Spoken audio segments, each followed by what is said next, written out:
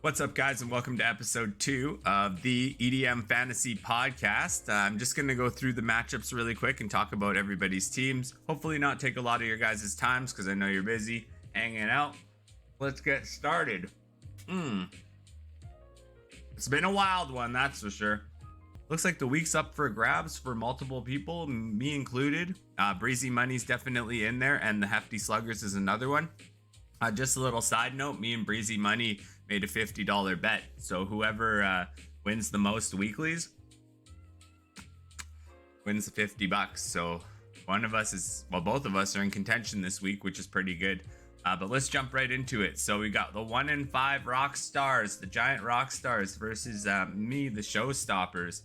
Right now it's showing that he doesn't have much of a chance. It looks like the $44 that he spent on, or how much did he spend? Let's take a look here.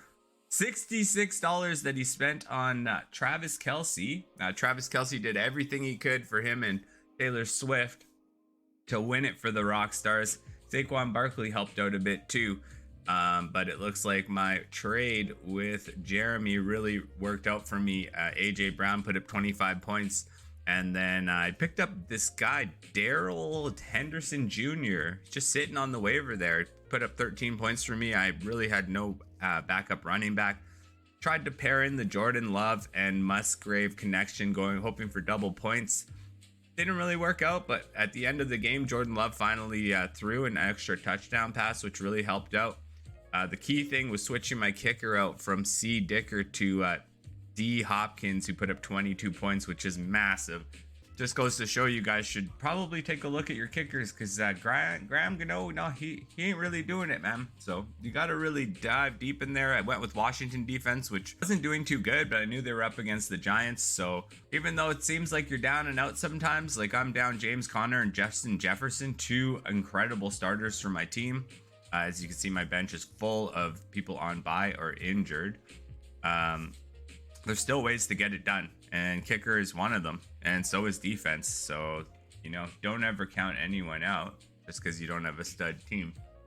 But I don't think Rue has a chance of catching up to me because he's throwing to KJ Osborne, which is great. I hope he throws to KJ Osborne a bunch so I can get that $100 weekly.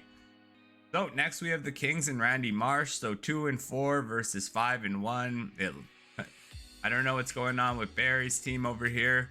He's got Madison left to play. A miracle could happen, which is why he still has 7% chance. But actually, Christian McCaffrey might not play, so that'll be something to keep an eye on. 21 points out of the Cleveland defense. So there's a defense stepping up again and being the highest scorer. And as you guys know, Twin has been destroying with the Dallas defense. So these are positions that you can actually swap out weekly if you want, based on matchup, and it can completely change your game, especially in our league where points are at a premium.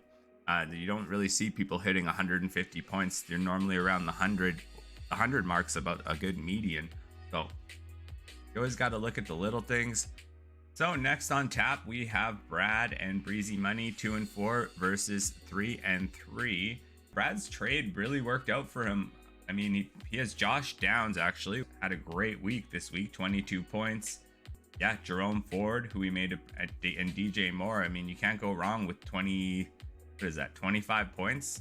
So 25 points is a quarter of his production. So out of 2 players, and he gave up Cooper Kupp, who we'll take a look at and see how he did this week. But not a bad trade. And at 121 to 113, I'm thinking TJ Hawkinson versus Kittle. So if you look at Kittle, he only exploded once against the Cowboys for 26 points. Last week he had 0.6, so it's really hit or miss. So Brad does have a decent chance, but it looks like Breezy Money's going to take this, and you never know because George Kittle might actually just pop off. Closer than it actually looks, I'd probably give it like a 40-60. But I guess we'll find out tonight. So that'll be a good one. And both of them could be playing for the weekly. So extra $100 in their pocket. All right, Ron Mexico versus the Hefty Sluggers. So Patrick Mahomes putting up Patrick Mahomes points. Definitely been making his money's worth, especially when it comes to QBs.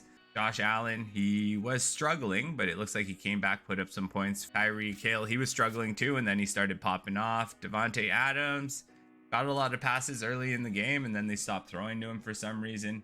Jeremy's team, he does have Brandon Ayuk, but it would, even if he kicked 22 points and Ayuk got another 20, they would be beating Landon. So, I mean, it's not impossible, but with Addison out there and Justin Jefferson missing, I'm pretty sure that Landon's going to win this one, and he's in contention also for that $100 weekly, but you never know. As far as his trade goes, he's got 11 points out of a running back, and he really didn't have any other running backs, so the trade worked out for him. And then, yeah, Ayuk, honestly, he could put up big points. I heard Deebo Samuel might be out, so 10 targets, 7 targets. Getting a lot of targets from Brock Purdy, and he was a standout in camp. One of the standouts that actually worked out.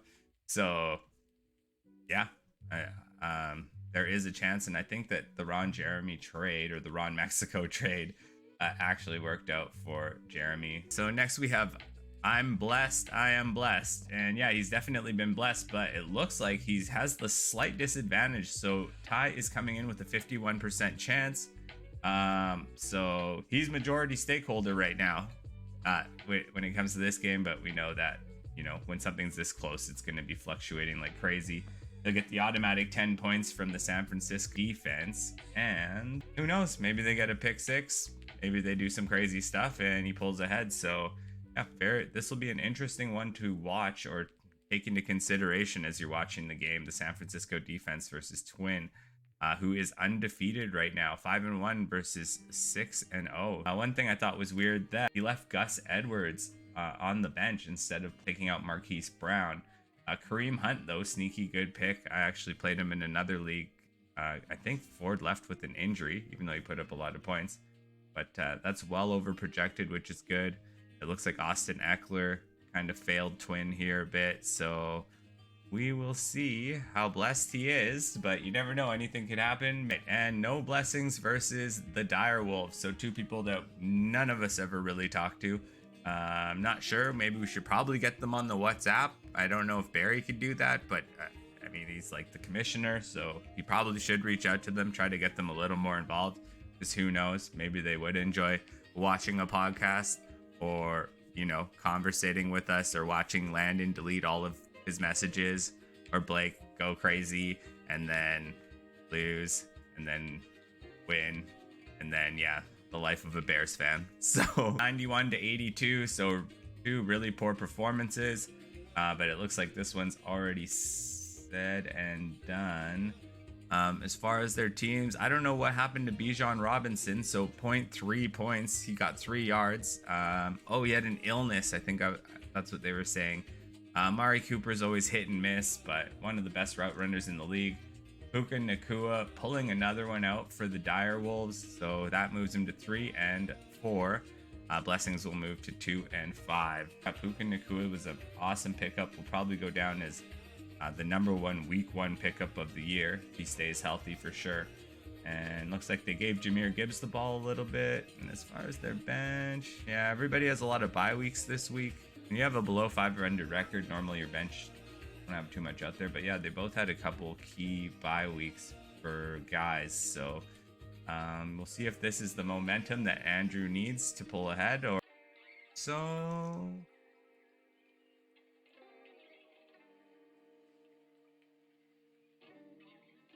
So a quick look at our standings here in the EDM North. It's 4th and 5th, really close between me and Landon. So if we both get wins this week, I'll be able to stay ahead of him, but he's only 1 win behind. Massive points for and massive points against. So he's really fighting against the odds, but his team's doing really well. Hasn't had to do many moves, but yeah, and still has a lot of waiver dollars left. So looks like he's planning for the end of the season. I am blessed is running away with this. So as far as division leaders, yeah, he's definitely going to walk into the playoffs. I don't see him losing a bunch and then somehow one of these two jumping in front. But I do think these two still have a chance, obviously, to make the main playoffs. But yeah, he's winning that division for sure. Randy Marsh, 5-1, so he's destroying. He's got a pretty good team. points for, 680, well above the other two. But Rue was close this week. Brad's making some moves and changes, which could earn him a few wins. So there could be a bit of contention here.